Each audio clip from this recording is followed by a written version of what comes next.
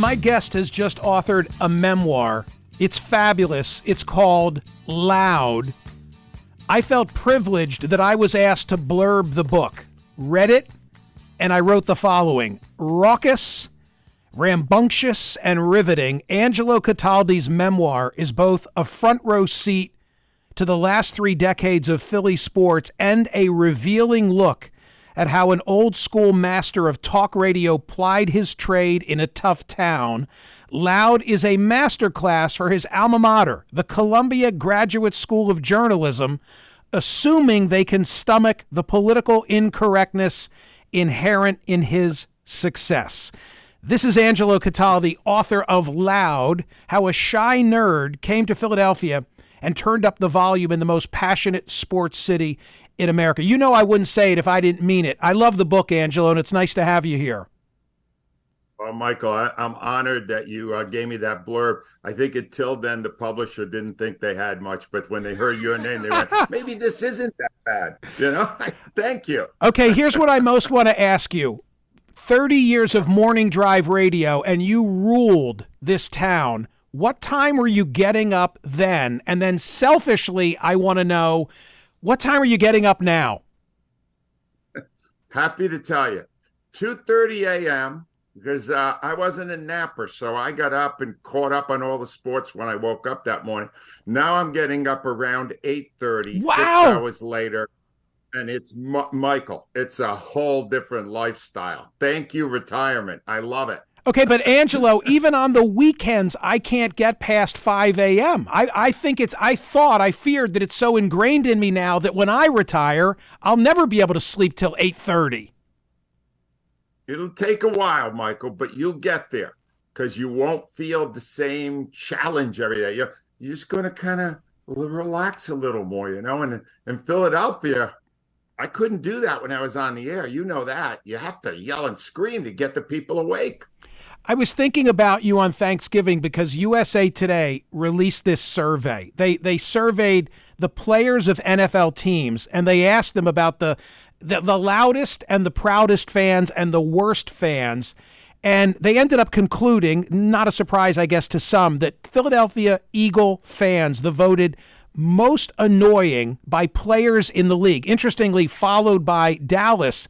But in your book, Angelo Cataldi argues that the booze, that's booze not as in drinking, but booze as in boo birds. The booze, the batteries, there's a story there, and the snowballs are actually the aberration. Are you here to argue that the city doesn't deserve its reputation? I'm here to argue that I want to broaden the reputation. There was an incident at the game Sunday where a player from the Bills, Shaq Lawson, went over and shoved a fan because the fan was heckling him. And we are pugnacious. We are loud. But here's the other side of it, Michael. When somebody needs something, the big mouth becomes a bigger heart. I had a caller call into my show and explain how he was on kidney dialysis. He was a regular caller. And how if he didn't get a transplant in the next couple of years, he wasn't going to see his kids grow up. 28 people, 28, based only on the voice on the radio, became organ donors and saved his life. I mean, how about that side of the narrative? I love that story. Kenny Justice, the guy that you're referring to in the book. And there was something else, Ange, in the book that kind of caught my breath. And it was, there's a drunken bus of some kind that you're leading of sports fans. And the Jerome Brown death all of a sudden is broadcast. Tell what happens and the pall that was cast on that bus. Well, we were on a tour of the Midwest. We were seeing some baseball games out there. We were driving from Milwaukee to Chicago, and somebody had a transistor radio. This was before cell phone, and they announced to the bus of Jerome Brown just died, and it was astounding. It was like suddenly it went from this raucous, crazy bus to people crying, openly weeping about it, and that's the other part of the passion. These fans you're a member of their family when you're playing in Philadelphia, especially if you're on the Eagles. And they were, Michael, if you saw that kind of emotion, you go, they're not all thugs and goons. These are real people, and they deserve the opportunity to be depicted that way as much as they are the other. So you go to the Columbia Graduate School of Journalism, eventually work at the Philadelphia Inquirer. You're assigned to the Buddy Ryan beat, by the way, for which you were nominated for a Pulitzer Prize. And Angelo, we once had a program director in common, Tom Bigby, and he features prominently in your book. Classic Bigby tells you, forget everything you ever learned at Columbia. Yep. Day one, first day there. And for the next 2 years, he taught me everything he knew in radio, Michael. But he was there 5 years after that, where all he did was drive me crazy, to the extent that, and this is a classic clause, everybody listening should get this in their contract. In 1995, my agent negotiated a contract with CBS Radio, which allowed me not to ever have to speak to my boss, program director, Tom Bigby. And 2 years later, I invoked the clause, and he couldn't believe it. He had never seen it. It was really fun. I remember in his office, he used to have, we weren't even computerized at that stage, but he could see how many lines were blinking. And he looked at that as a measure of whether you were succeeding. And he once pulled me aside and he said to me, if you're not hanging up on at least 2 people per show, you're not succeeding. And Angelo, I said to him, how do I know which are the 2 that I should be hanging up on? Right. We had a rule, 2 minutes, no longer. Right. And I said to him, Mike, I said, what if a minute 45 in, the caller confesses to a murder? Should I still have to cut him at 2 minutes? He said, yes. He was a DJ, and he went, 2 minutes is as long as a hit record should be. It's as long as a call should be. One last Bigby story, and that is that I worked for former mayor Philadelphia, Frank Rizzo, the city cop turned mayor. Even though he was known as such a law enforcement guy, his son-in-law was a bookie. He's no longer with us, but his name was Joseph Mastronardo, and he was a hell of a personality and wit. He had a great skill for numbers. And I'll never forget Bigby coming to me and saying, can you give me an introduction to Mastronardo? And I said, why? He said, I think I want to put him on air. He's got what it takes to be a great talk radio host. You could see that, right? And you could see Bigby saying it.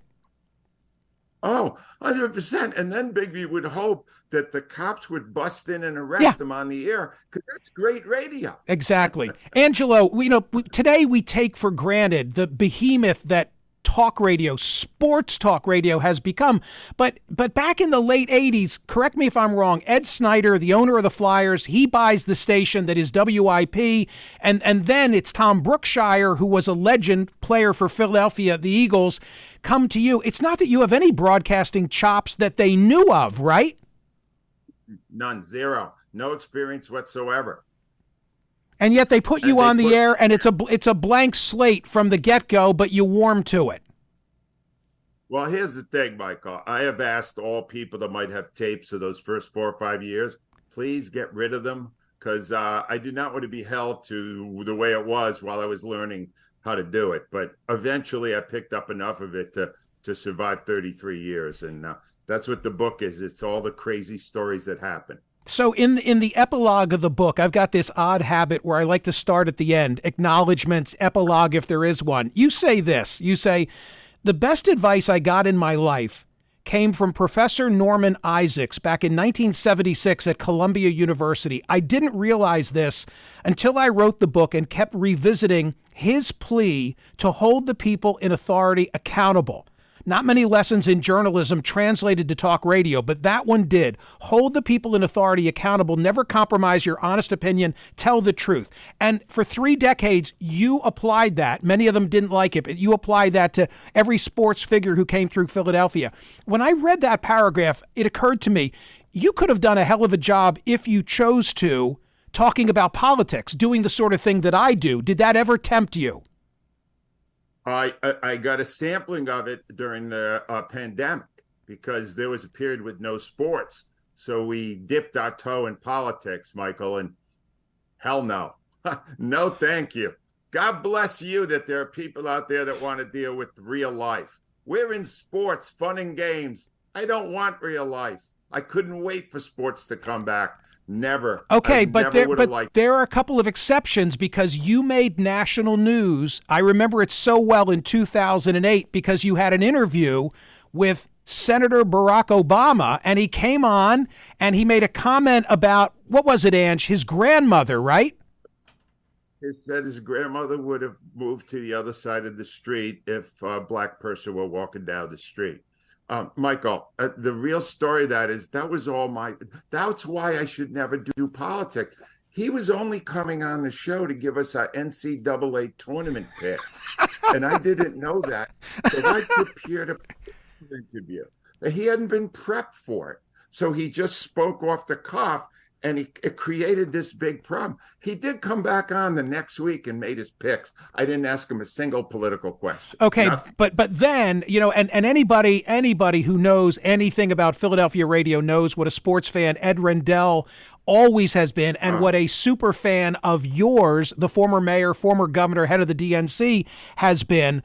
Ed Rendell comes to you in that same cycle, and he says, I need your help at a rally. What happened? He recruits me to run this rally. He's bringing in Bruce Springsteen to support Barack Obama. And I'm the host. I'm up there stirring it up. I look down, there's over 100,000 people on Ben Franklin Parkway. And I'm there, and I've never spoken politics in my life. So I'm literally up there, and I look out at the crowd, and I see a sign for change. And I go, we're here today to begin the quest for change with the great Senator Barack Obama, who, by the way, wasn't there, but Springsteen was there.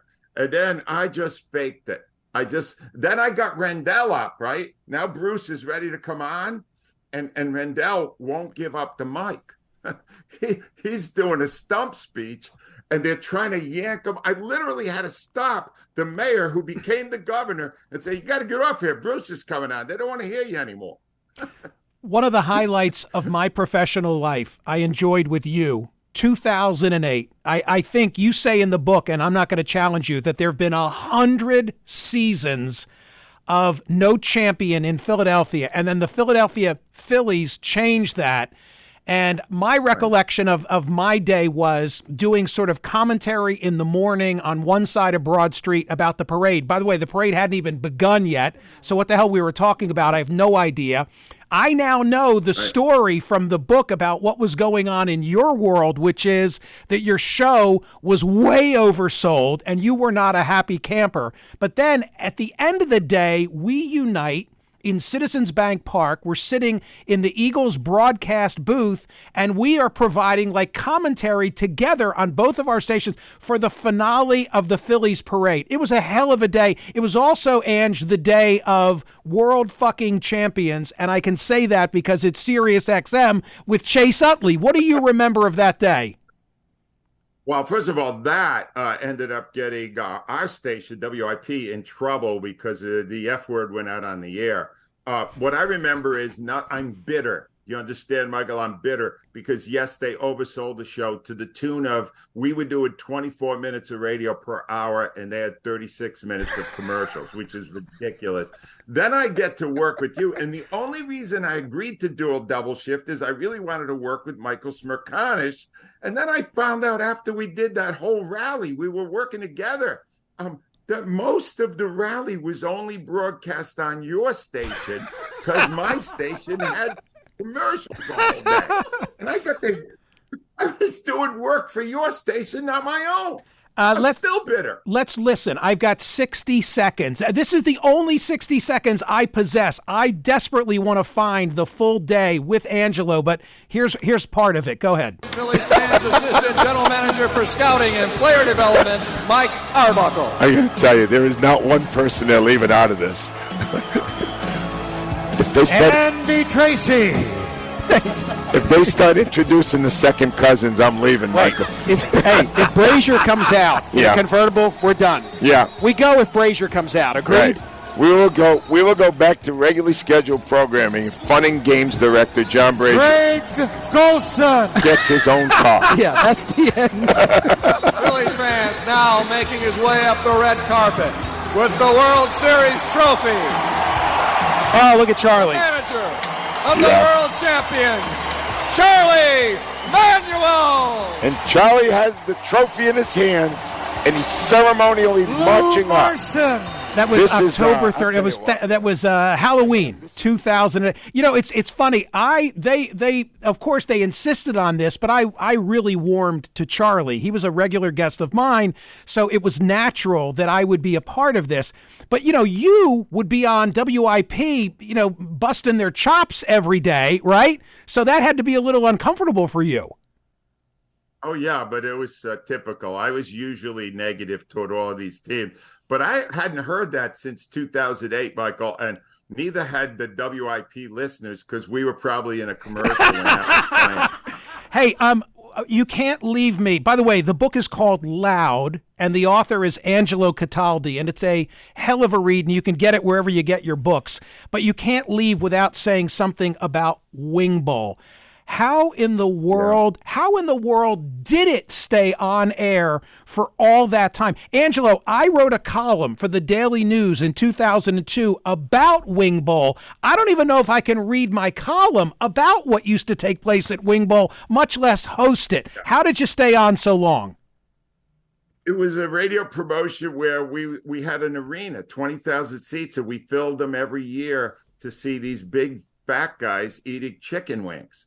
And people showed up. One year, we had 10,000. The year the Eagles actually went to the Super Bowl in 2005, we had 10,000 outside trying to get in. It was a bacchanal. It was a mess, all right? And it got worse as we went along. And basically, people woke up really early to see large men throw up. And it was for 26 years it lasted. The only reason it ended was because the political correctness creeped in, and they said, this is disgusting, it's bad for the city, and we kind of caved on it. I was still fighting for it right to the end, though, Michael. I think what you'll get a kick out of is that my wife and I have 3 sons, and a few years after, in each instance, the boys would confess that they had skipped school and they had been at Wing Bowl. In different years, mind you, but all 3 of my sons have attended Wing Bowl. So you look great. It's such a privilege to have you here. Please, if you ever decide you want to dip your toe back in, just come hang out with me for a day. We'll talk sports. We'll talk life. We'll talk about whatever you want. Well, I appreciate it, Mike. One thing. Amazon has run out of my book already, although it was only released 2 days ago. If you want the hardcover, go to angelocataldi.com. We'll get it out to you right away. Someday you and I have to talk about publishing, Michael. There's a lot of weird stuff with that, isn't there? Crazy. It's a crazy biz. I'm going to say it slowly. I love it. AngeloCataldi.com, and we're tweeting it and putting it in all the social media. Get Angelo's book. It will make a hell of a gift for a sports fan or anybody who just likes good stories. Thank you, Angelo. It's great to see you. I hope I see you again soon. Michael, thank you so much. Thanks, Mike. It just brings back so many memories to hear his voice.